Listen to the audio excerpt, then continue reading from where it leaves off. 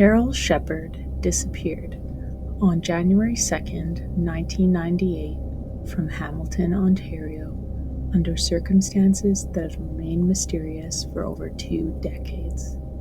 She was last seen with her fiancé, Michael Lavoie, who proposed to her on live television during a New Year's Eve broadcast the night before her disappearance.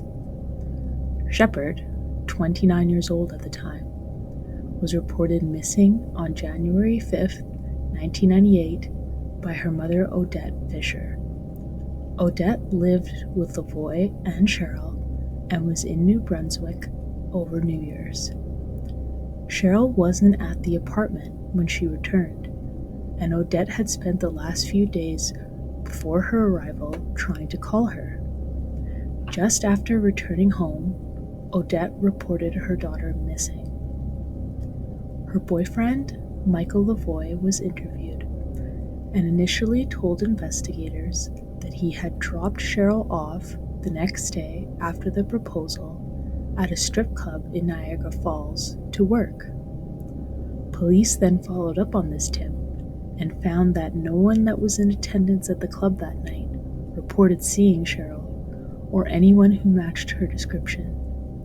A few days later, Lavoie attempted to take his own life in a parking garage, but was unsuccessful. Lavoie became the prime suspect in the case due to inconsistencies in his statements. Witnesses also recalled seeing him act suspiciously, and some reported that he had a history of controlling behavior in his relationship with Sheryl. Friends reported seeing bruises on Sheryl, and Lavoie refused to take a polygraph test in relation to her disappearance. It was later reported that he was not overtly cooperative with investigators. Despite multiple searches in locations of interest, no physical remains or conclusive forensic evidence has ever been recovered. Police have stated that they believe Sheryl was murdered, but without a body, the case remains open. Over the years, authorities have continued to appeal to the public for information, and the case has been featured in multiple media reports and true crime documentaries. Police have officially classified Sheryl's case as a homicide and renewed their efforts in recent years to find answers. Despite these efforts, though, no charges have been laid, and Lavoie has never been formally arrested. Hamilton's television station on TV at New Year's Eve was the last time Sheryl Sheppard was ever seen. Her case is unique in that this last time, thousands of people saw her on television. There are other clues that have come to light decades later as the Hamilton police released video of the inside of Sheryl's home around the time of her disappearance. On this video is a bare mattress stripped of its sheets, glass missing from a picture frame above the bed, broken glass found in a box on the balcony. All of Sheryl's clothes were left in her closet and room. She took nothing with her. Her wallet, with a flower-patterned fabric, was laying out in the open. She had not taken it either, and there were no reports on if her ID and money were still inside.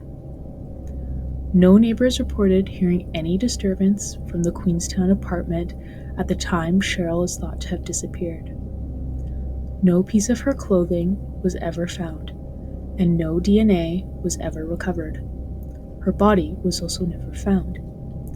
The rental car that Michael Lavoie had returned had clearly been cleaned and vacuumed before the police examined it, and it had an excessive amount of miles on it from where Lavoie reported that he had been driving. A video and incredibly detailed pictures exist of the inside of Sheryl's apartment at the time she disappeared and can be viewed on the Hamilton Police website. Sheryl Sheppard's case has been difficult to resolve, as no known third party could verify exactly the last time she was known to be alive, other than her television appearance on New Year's Eve. Before her mother returned to the apartment, she spent days trying to call Sheryl. As such, various theories have evolved in the case over the years. Theory 1. Personal factors. In the period leading up to her disappearance, there were no public reports indicating that Sheryl suffered from any mental illness, memory loss, or medical conditions that could explain her absence. Friends and family described her as a vibrant individual, and she would have been excited about her engagement the night before she disappeared, making it unlikely that her disappearance was self-initiated or due to anything psychological. Theory number 2, her fiancé's involvement. In 2008, Michael Lavoie was named a person of interest by the head of the Hamilton Homicide Unit, Staff Sergeant Ian Matthews. From the onset, foul play has been the primary theory of what may have happened to Sheryl. Inconsistencies in Lavoie's statements immediately raised police suspicions. Witnesses observed Lavoie exhibiting unusual behavior in the days following Sheryl's disappearance, including the meticulous cleaning of the rental vehicle. And despite him being the prime suspect, Lavoie has never been charged. Considering the evidence and witness testimonies, the prevailing theory is that Sheryl fell victim to foul play sometime after the television engagement, and the absence of any credible sightings or communications from Sheryl since January 1st, 1998, supports the fact she is no longer alive. The frustrating lack of concrete evidence has prevented the authorities from bringing any charges, even all these years later. Theory number 3, a voluntary disappearance. While the possibility of Sheryl leaving voluntarily cannot be entirely dismissed, there is little evidence to support this theory. She left behind all of her personal belongings, and there were no indications of financial trouble or any plans to start anew elsewhere. She also didn't take any money and left her entire wallet behind. Her close relationship with her mother, who reported her missing, further diminishes the likelihood of a voluntary disappearance. She would have been thrilled about her engagement and had no reason to willingly disappear. From the available evidence, it seems that Sheryl's case is only leaning in a singular direction. Although foul play seems to be the likely cause, without a body, it is impossible to discount the other theories completely, and minds must remain open to all conceivable possibilities.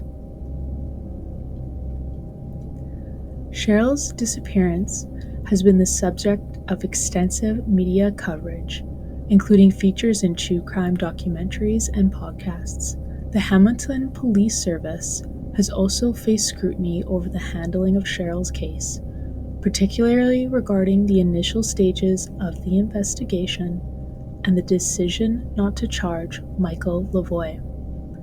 Public opinion has remained divided, with some criticizing the lack of progress and others acknowledging the difficulties posed by the absence of any physical evidence.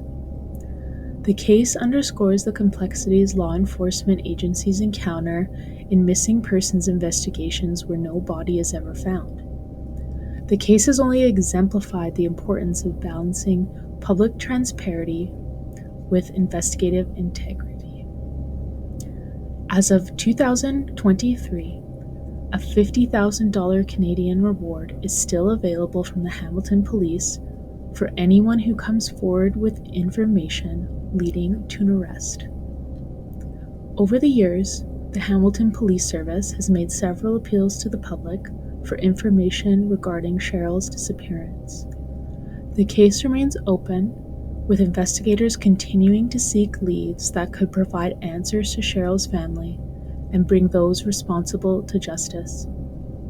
In 2016, CBC's true crime podcast, Someone Knows Something, released a massive expose on Sheryl's case. 12 episodes long, It was listened to over 18 million times.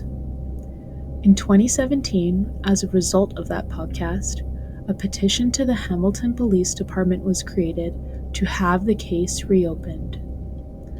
On July 14, 2023, Hamilton Police released a video plea for information in Sheryl's case. This video included never-before-seen photos of the interior of Sheryl's apartment to see if it could jog anyone's memory and lead to any clues. After 2023, there does not appear to be any significant updates to the case. Anyone with information related to Sheryl Sheppard's disappearance is urged to contact the Hamilton Police Service. Sheryl's case seems to be stuck in limbo. The police have a prime suspect, and they keep tabs on him to this day, but they have no evidence with which to charge him. Bodies are often unearthed years later, and no case is ever truly unsolvable. If you have any information, no matter how insignificant it may seem, it could be crucial to solving this case and providing closure to Sheryl's mother, Odette, and her loved ones.